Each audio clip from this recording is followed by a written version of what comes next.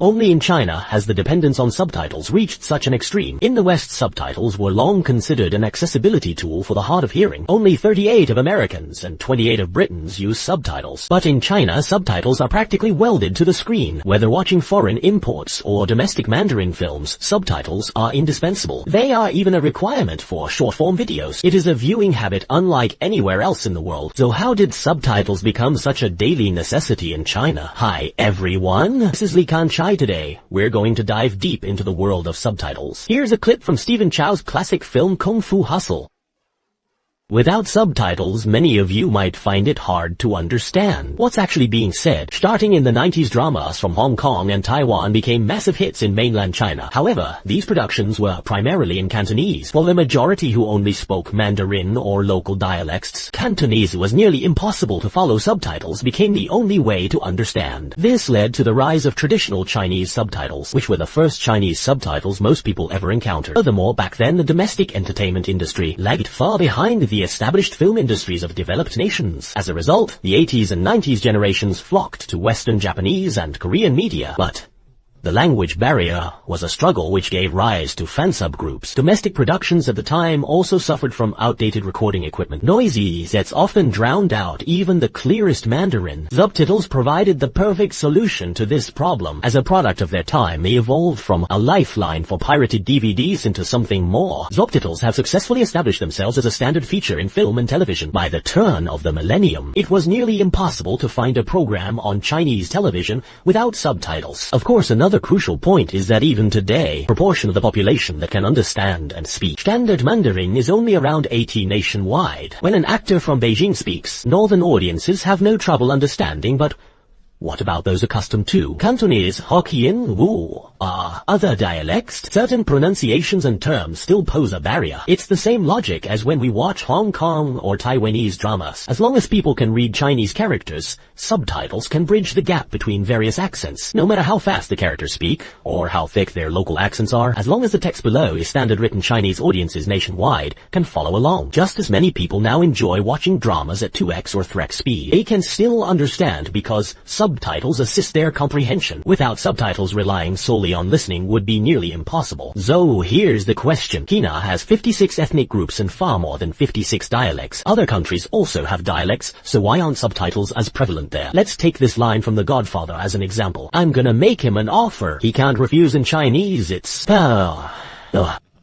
look at this line from Breaking Bad. You all know exactly who I am. Say my name. This highlights a remarkable trait of Chinese characters: ultra-high information density. Chinese characters are ideograms with one character per, meaning reading efficiency exceeds listening. In contrast, English is a phonetic script. Phonetic symbols represent sounds, making listening more efficient than reading. In contrast, a single sentence in English subtitles often takes up 2 to 3 lines, with longer words and more frequent line breaks. Subtitles force the viewer's eyes to jump back and forth between the actor's face and the text. Yet the essence of a scene like this is Walter White's expression, his tone, and that very pause. Thus concise yet information-rich Chinese characters are a perfect fit for subtitles. This unique advantage is inherent to logographic systems. Standard few other languages in the world can match. Not only that, but the duration of Chinese dubbing is also shorter. To match the timing of the original English dialogue, voice actors often adopt a very peculiar cadence, commonly known as the dubbing tone. For this reason, in some international games, speedrunners looking to save every second will specifically set the text to Chinese. The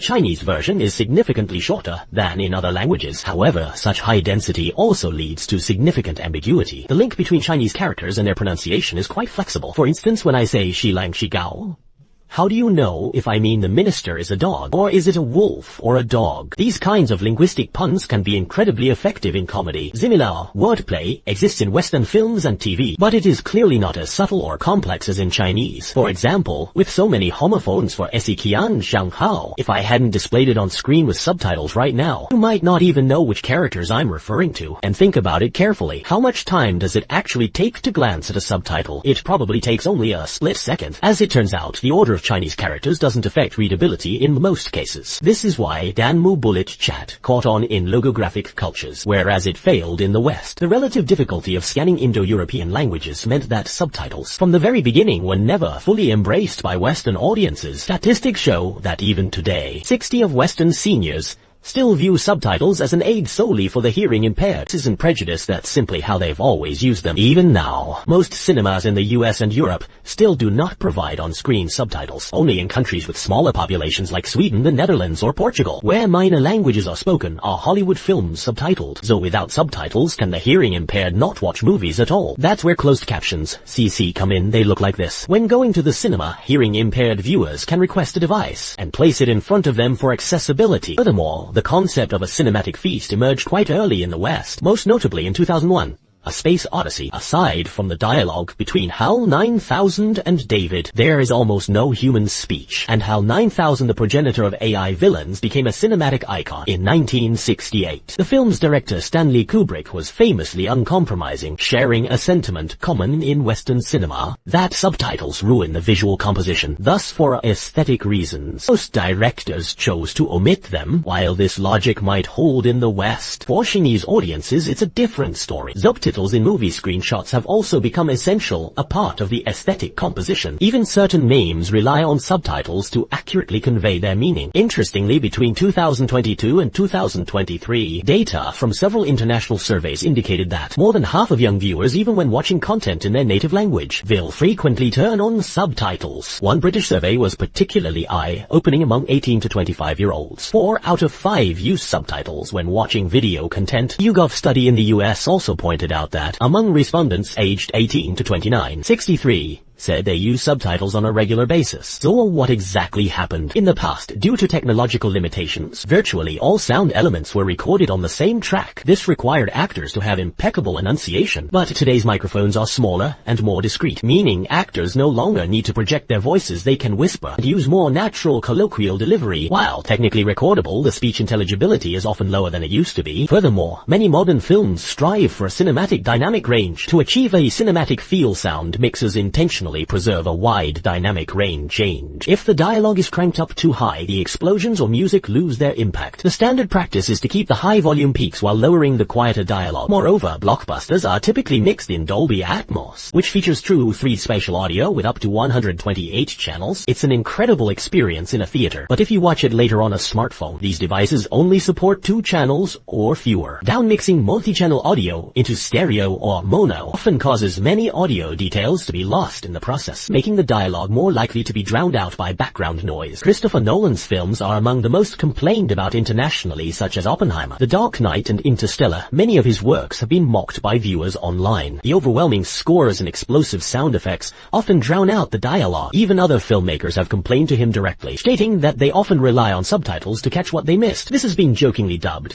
Nolan audio, meaning that watching a Nolan film is essentially taking a listening exam. If you can't hear it, don't blame yourself, blame the mix. Meanwhile, people now watch shows anywhere and everywhere, on the subway, at their desks, in dorms, or at restaurants, regardless of the environment or the noise level. They just grab their phones and start watching. Watching on mute while slacking off at work has become a standard move. In these scenarios, subtitles are the best tool for understanding the content. Consequently, even short-form videos on platforms like TikTok now feature captions on the AI-generated captions provided by the platforms. Many creators are now proactively adding their own. They don't just convey information, they serve as a key element of the video's aesthetic. Thus, subtitles, audio, and visuals all complement and enhance one another. However, creators in the subtitling industry are not receiving the compensation they deserve. In 2014, Danish translators publicly criticized Netflix, citing their shockingly low pay rates for translation. In reality, for a professional to produce high-quality subtitles, the work involves translation time, coding, and character length limits, as well as complex tasks like reading speed management. They might only be able to process 4 to 8 minutes of footage per hour, yet Netflix was offering a princely sum of just $5 an hour. To put that in perspective, it doesn't even meet the local industry minimums. The Danish Translators Association noted that for standard high-quality subtitling, the market rate is roughly 70 to 80 Danish krone per minute, which is only about $10. Not only is the pay low, the workload often increases without extra compensation. This leads to a flood of nonsensical and bizarre subtitles that confuse the audience, leaving creators underpaid and trapping the industry in a vicious cycle. This might sound unfamiliar to many in China, but if I mention the Ren fan subgroup, It probably rings a bell. Back when the official distribution of foreign content in China was still in its infancy, they took on a massive amount of translation work. But take note, I said official distribution was underdeveloped, meaning they were essentially operating in piracy, while many fans did it purely out of passion. Most people didn't realize this was a copyright infringement. Thus, in 2021, when the founder of the Bei Renren Yingshi Fanzu Group was sentenced to 3.5 years in prison, it sparked a wave of public mourning and reflection. Nowadays, such era-defining moments seem to be fading into the past. With the rise of AI, the decline of traditional fan subgroups is becoming increasingly evident. In 2025, even when watching raw unsubtitled videos by foreign creators on YouTube, there are always auto-generated subtitles available for the audience. Technology advances and content proliferates at an overwhelming pace. Humanity's craving for the dopamine hits from images and videos is insatiable. However, seeing content and truly understanding it are two different things. As we consume localized subtitles crafted through the collective effort of fan subgroups, a certain thought inevitably comes to mind: whether subtitles are seen as a redundancy in the West or a necessity in China. How do we truly wish to understand a film? And how do we hope that films will understand us?